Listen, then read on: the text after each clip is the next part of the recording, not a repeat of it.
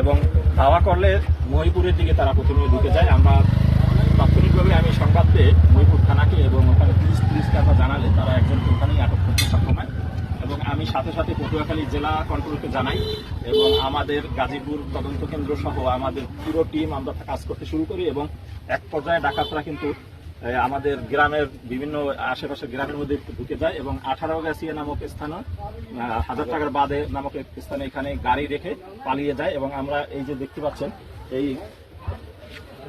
এই গাড়িটি আমরা আটক করতে সক্ষম হয়েছি। গাড়িটি আমরা আটক করতে সক্ষম হয়েছি এবং একজন ডাকাতকে এখন পর্যন্ত আমরা আরো গ্রেপ্তার করতে পেরেছি, মোট 2 জন এখন।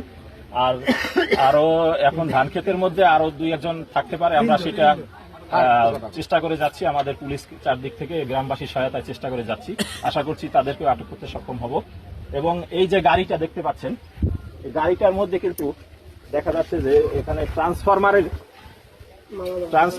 কিছু মালামাল দেখা যাচ্ছে, হয়তো অন্য কোনো জায়গা থেকে হয়তো এরা চুরি করে নিয়ে আসছে, এরকম হতে পারে।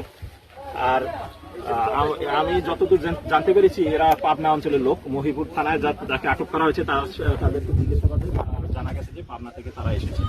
আমরা অভিযান পরিচালনা করে যাচ্ছি। আমি গ্রামবাসীকে ধন্যবাদ জানাচ্ছি, তারা আমাদেরকে সর্বাত্মক সহযোগিতা করেছে বিধায় এখন পর্যন্ত একজনকে আটক করতে পেরেছি এবং তারা আমাদের সাথে থাকবে আমরা আশা করছি। ধন্যবাদ।